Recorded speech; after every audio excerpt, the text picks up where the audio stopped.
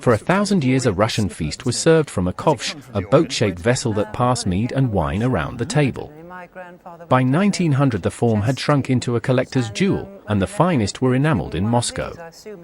The name stamped beneath this one belongs to the finest enameller the House of Faberge ever employed. And my parents really used it as an ashtray. And I didn't realise till so many years later, and eventually got married, and my husband here polished it. He said, I'll try to clean it, and underneath suddenly appeared the silver. Isn't that marvellous? And it was jet black before, and I've known it for years as just being jet black. You know. And there was a huge revival in Russia around about 1900 with the Romanov tercentenary to remind themselves of their past. And all things Russian were desperately important, and so even metalwork took up this theme. And my guess is, looking underneath, yes, absolutely, that we're going to find that this is by the most distinguished goldsmith, really, of the 20th century, aren't we? I think you've got an idea who it is. Can you guess who it is? Fabergé, I assume. Absolutely, bang on. It's the only name I know. Well, it's called the last flowering of, I think it's perfectly safe for insurance to put this down at £5,000. Good grief. Aren't I a clever little husband? Its maker set up his Moscow workshop in the 1880s and, from 1887, was the only craftsman supplying cloisonné enamel to the House of Faberge, though he also worked for rivals like Ovchinnikov and Bolin. The 1917 revolution shut the workshop for good, which is why these soft, pastel enamels, the last flowering of Russian court art, are so chased at auction today. Grandad worked for a building company. William Hartnell had just moved out of his cottage in Mayfield in East Sussex, I think to somewhere in Kent, and this was in the detritus that was being thrown out during the refurbishment of the cottage. And Grandad gave it to me because I was avid and still am Doctor. No one's really done science fiction on the BBC before, let alone at tea time on a Saturday. But it's just lovely to see it, and for me, a real privilege. It really, really is. One thing that maybe you hadn't realised, this isn't any old Doctor Who story. This is a script for the very first Doctor Who story in 1963. He was in 30 stories, he could have left 30 scripts in that house. It just so happens that he left the script for the very first story. And that's what we've got. This is the DNA of Doctor Who. It's the genesis of the programme. That first episode aired on the 23rd of November, 1963, the day after President Kennedy was shot. So much of Britain missed it and the BBC repeated it a week later. It was made by Verity Lambert, at 27 the corporation's youngest and first female drama producer. A script from those opening weeks is the programme's foundation stone. I think in terms of value, we need to be looking at between £5,000 and £7,000. Hi. Oh dear. Not going back and sitting in a file. You will never see another one. Oh wow. Thanks, Grandad. The series ran until 1989, returned in 2005, and holds the Guinness record as the longest-running science fiction show on television. William Hartnell played the part until 1966, when failing health forced his exit, so rather than recast, the writers invented regeneration. That one idea is why a program born in black and white still runs today. You've watched hundreds of these moments. The ordinary object. The jaw-dropping value. But here's the question we never ask: what's sitting in your home? You don't have to wait for the roadshow to come to your town.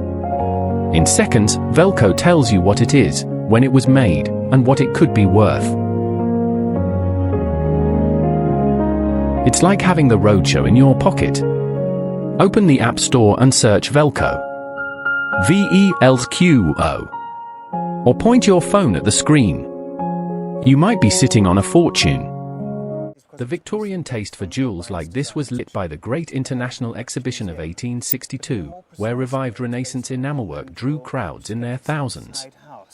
Hans Holbein the Younger, court painter to Henry VIII, had drawn jewellery designs 3 centuries earlier, and Victorian goldsmiths quarried them for clients hungry for a touch of Tudor romance.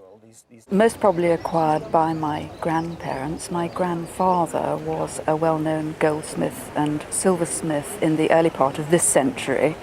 I think that's older He obviously simply acquired it, I imagine, because he fell in love with it. Well, I can quite see a stunning example of Victorian jewellery at its absolute best. And it's a type of jewellery that's often called Holbeinesque. There was a fashion throughout England in the 1860s to emulate the Elizabethan age. And so this is a Holbeinesque jewel in every sense of the word. Even the use of the peridot in the centre is typical of Renaissance jewellery. The reason that we call it a Holbeinesque is because it's loosely based on Holbein's designs, which are held, and the value is quite dizzy, I must say. I think if it came up at a specialist auction, one could expect to pay £8,000 for it, and if somebody was really greedy, perhaps £10,000 for such a dazzling example. Gosh. Thanks Nice for to bringing know. It's a pleasure.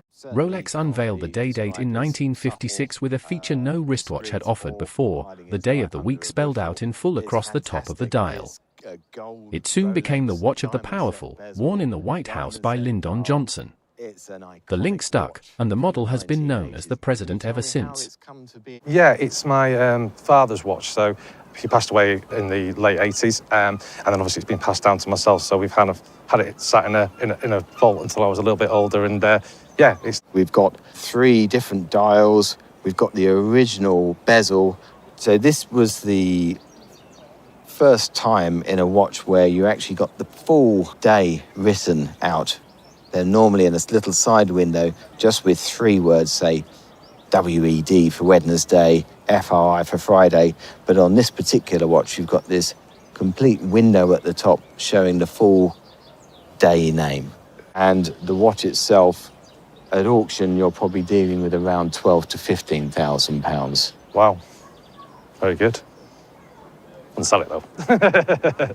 But it's a lovely watch, and he sounds like a fantastic character. I'd love to have met him. My dad liked the expensive things in life. He very much had a penchant for flash cars, nice watches. It was nice just to understand a little bit more about it and what its potential worth is, but it's very much a sentiment. For the Day-Date, Rolex created an entirely new bracelet, the rounded, 3-link President. Nearly 70 years on the watch remains the firm's flagship, cast only in solid gold or platinum, never steel. A factory diamond set dial like this marks a top-tier example from the height of 1980s excess. The man in this portrait changed how the world moves. George Stephenson built the first public steam railway in 1825, and his locomotive, the Rocket, won the Rainhill trials for years later at 30 miles an hour. The track width he chose, for foot 8.5 inches, is still the standard gauge on over half the world's railways.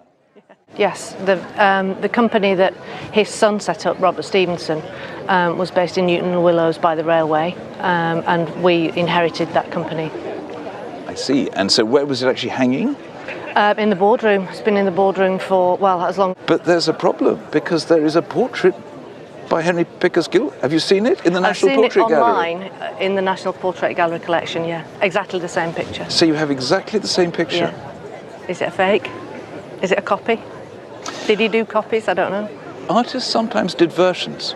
They replicated their own works. Okay. They did variants. And if you look into this picture... Henry William Pickersgill was a Royal Academician who painted the eminent men of his age, Wordsworth, Fabergé, a whole roll call of Victorians. Stevenson died in 1848, and artists of Pickersgill standing routinely made a second, fully autographed version of an important portrait for a family or a firm. That is likely how one reached a railway boardroom. Well, as a copy, as a contemporary copy, it would be worth £1,500. And on reflection, having looked at all the elements in the painting, having looked at the quality of some of the areas, having read through the condition and working out how it might look if it were better restored, on balance, I think it is by Henry Pickersgill, and therefore it's not a copy. Okay. Probably worth about £25,000. Gosh, really? More than we thought.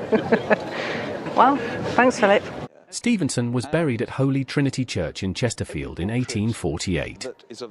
The standard gauge he championed outlived him by nearly 2 centuries and now carries trains on every inhabited continent. So the engineer who taught himself to read at 18 still, in a quiet way, sets the width of the modern world. Before you go, a quick word that could save you from a costly mistake.